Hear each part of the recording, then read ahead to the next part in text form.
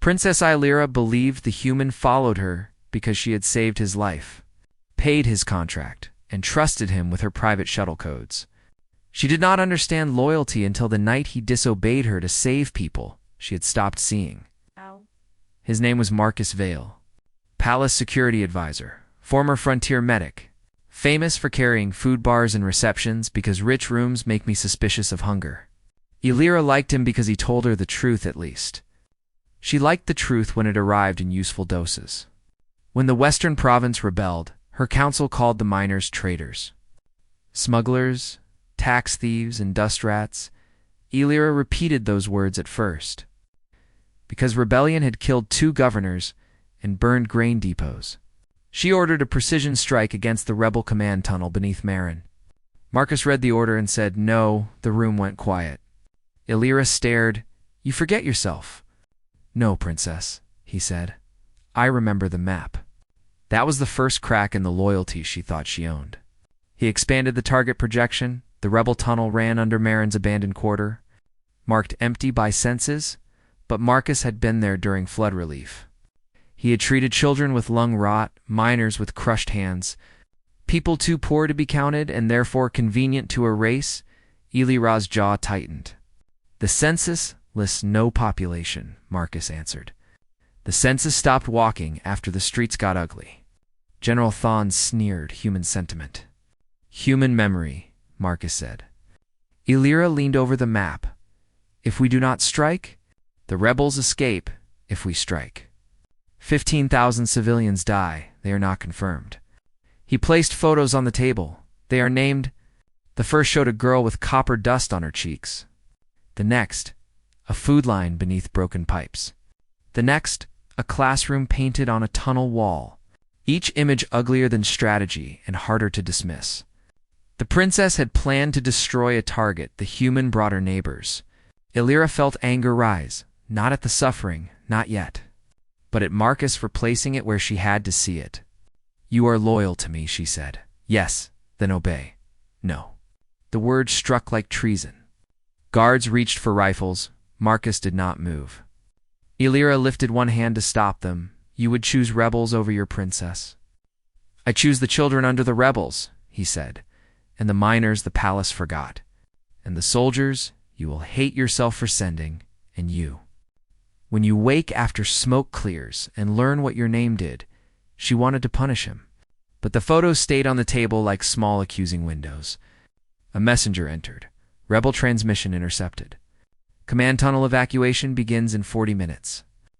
General Thon said. "Strike now." Marcus looked at Illyra.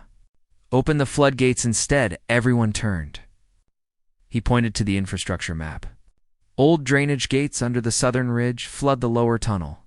Enough to force evacuation into containment fields.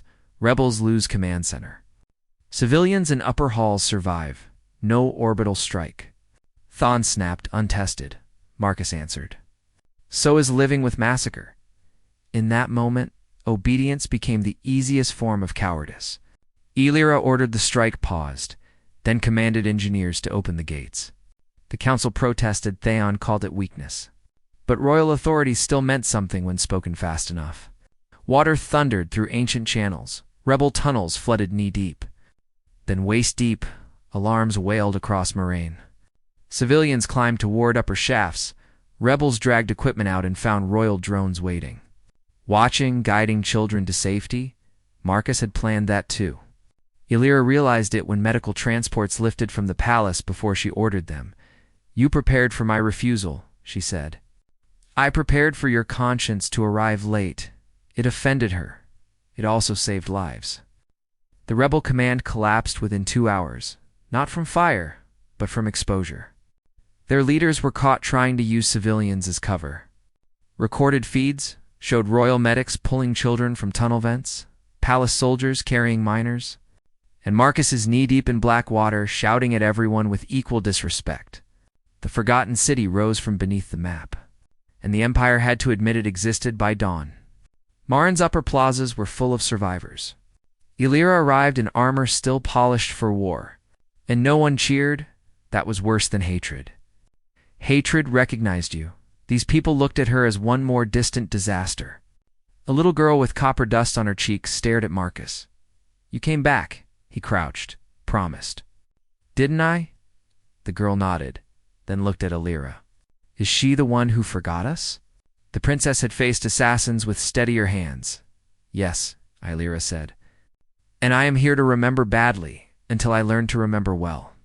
Marcus looked surprised. Good, she thought. Let him be surprised by her honesty at least once. She walked through the ventilation halls, saw names carved into pipe walls, ration cards stamped invalid, royal posters promising unity peeling above families who had never received medicine. By sunset, she understood rebellion had not grown in darkness. It had grown in neglect. That night, she found Marcus on the shuttle roof, eating one of his suspicious food bars. "You humiliated me," she said. "You were about to kill 15,000 people. Still humiliation. Fair. You said you were loyal to me. I am." "No," she said. "You are loyal to everyone I forgot." Marcus looked over the refugee camp. Yes, it should have felt like betrayal. Instead, it felt like the first honest oath she had ever received. Illyra sat beside him. "Why stay with me then?" "Because you can still remember," he said. Tyrants do not ask this question the next morning. Princess Illyra entered the council chamber with mud on her boots and Moran dust on her sleeves.